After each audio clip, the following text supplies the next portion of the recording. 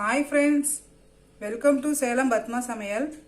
இன்றைக்கி நம்ம என்ன பார்க்க போகிறோம்னா ஒரு சட்னி வெரைட்டி. பார்த்திங்கன்னா உடம்பு சூடாயிடுச்சு, அப்புறம் வயிற்றுலலாம் நமக்கு புண்ணு வந்துருச்சுன்னா கீரையை பொரியல் பண்ணால் நமக்கு சாப்பிட பிடிக்காது. நாம் அதுக்கு இந்த மணத்தக்காளி வச்சு ஒரு சட்னி செய்ய போகிறோம். இது பார்த்திங்கன்னா இட்லி, தோசை, சாதம் எல்லாத்துக்குமே சூப்பராக இருக்கும். வாங்க போய் பார்க்கலாம். அதுக்கு முன்னாடி நம்ம சேனல் இப்போ தான் புதுசாக பார்க்குறீங்கன்னா சப்ஸ்கிரைப் பண்ணிக்கோங்க. பக்கத்தில் இருக்கிற பெல் பட்டனையும் கிளிக் பண்ணிக்கோங்க. இப்போ ஒரு பேன் வச்சுருக்கேன். இதில் நான் ஒரு 1 டீஸ்பூன் அளவுக்கு எண்ணெய் ஊற்றிக்கிறேன். இதில் 1 டீஸ்பூன் அளவுக்கு உளுத்தம்பருப்பு, 1 டீஸ்பூன் கடலைப்பருப்பு. இது கொஞ்சம் செவக்கட்டும். இது செவந்துருச்சு. இதில் 1 டீஸ்பூன் அளவுக்கு வர கொத்தமல்லி, 1/2 டீஸ்பூன் சீரகம், 1/2 டீஸ்பூன் மிளகு.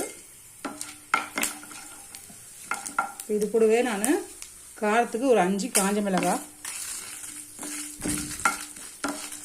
இது கொஞ்சம் வறுபடட்டும். இப்போ இதில் நான் 10 சின்ன வெங்காயம் வச்சுருக்கேன். அதை சேர்த்துட்டு 2 பல் பூண்டு, பெரிய பல்லாக இருக்குன்னா 2 பல் போடுறேன். நீங்கள் சின்னதாக இருந்தால் ஒரு 5-6 பல் போட்டுக்கோங்க.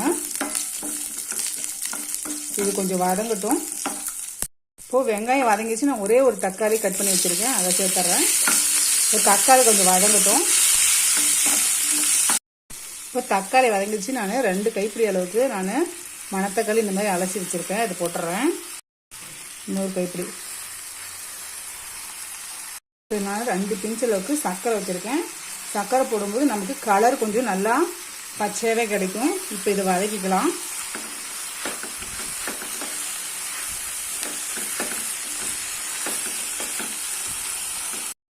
இப்போ கீரை பாருங்கள் நல்லா வதங்கிடுச்சு. இப்போ நான் ஒரு 1/4 மூடி அளவுக்கு தேங்காய் தூள் வச்சுருக்கேன், அதை சேர்த்துட்டு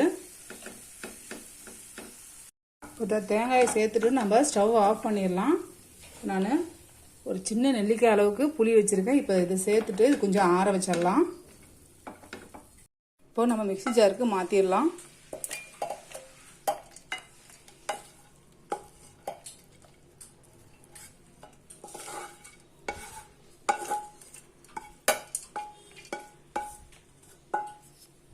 இப்போ இதுக்கு தேவையான அளவுக்கு உப்பு சேர்த்துட்டு நான் அரைச்சி எடுத்துகிட்டு வந்துடுறேன்.